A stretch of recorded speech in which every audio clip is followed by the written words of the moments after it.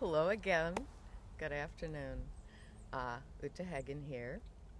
And the light, I think, is maybe a little bit better. It's later afternoon. I had to wait for my neighbors to stop using their leaf blowers. I think raking is so much better.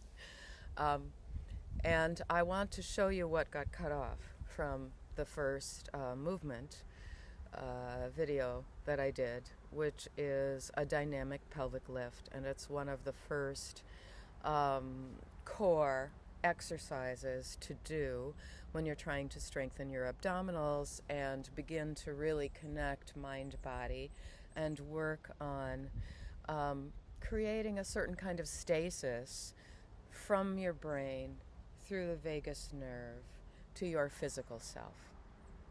And so, the pelvic lift is just a classic exercise where you're on your back with your legs bent and your feet planted flat on the ground or on your mat, and you start lifting up your hips. And I combine that with what I call the bent parallel leg lift. And all of that should always start with breathing out. Another thing that I wanted to explain is that in my system, in my practice, I don't count how many or how long. I do things according to whether I've used up my exhale or my inhale. When you're working your abdominals, you always want to be exhaling and then inhale in between. I'm just messing with a little piece of my daffodil bulb bag. I have something like 200 more daffodil bulbs to plant. And I hope you've been enjoying what I've put out so far. Please remember that you don't have to do any of these exercises in a certain order. And you can do 2 of them or 1 of them or 6 of them and combine them in any order. That is your choice. So just to show you the dynamic pelvic lift, first with the psoas stretch, the front of the hip stretch, and then sort of letting my upper body respond like a wave as I'm moving my hips. So now I have to make sure you can see me and I can see you. This time I'm going to keep my glasses on. Oh, I will do my stretch this way. Remember, lean on something and do a shallower stretch if you don't have the same kind of flexibility. Never push or overstretch. I have more flexibility than your average civilian. Okay, now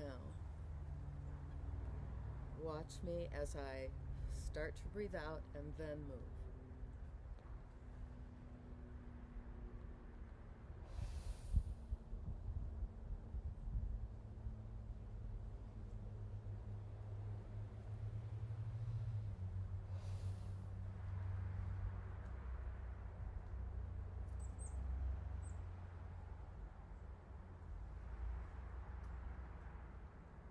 The parallel bent leg lift.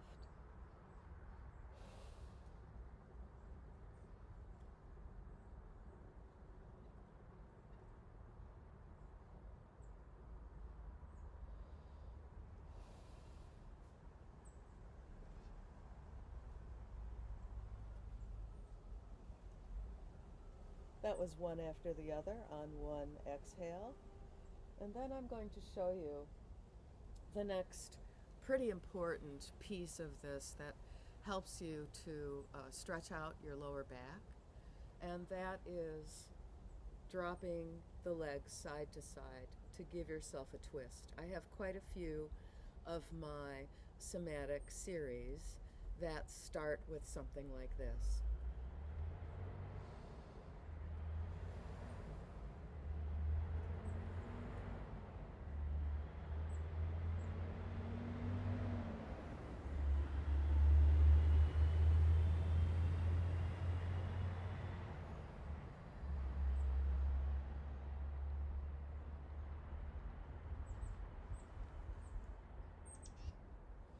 if you make your peripheral focus of your eyes way over to the side as your legs are dropped to the opposite side, then that is similar to what is known as a vagus nerve exercise. If you look on other YouTube instructionals, you'll find the vagus nerve exercises where looking far to your peripheral side to side is part of the calming process for this very important nerve in our torso.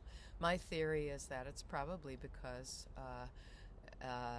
humans evolved needing to know if there's any wild animals on the periphery, and so your mind is able to maybe relax once you've shifted your view from side to side. What they'll say to do is to keep your focus to the one side or the other until you start almost to yawn or sigh, and then that's some kind of indication that you've connected with that vagus nerve. So I'm just going to do it once more. Those things, the leg lift, the dynamic pelvic lift, and the leg drop side to side, and then we'll be done.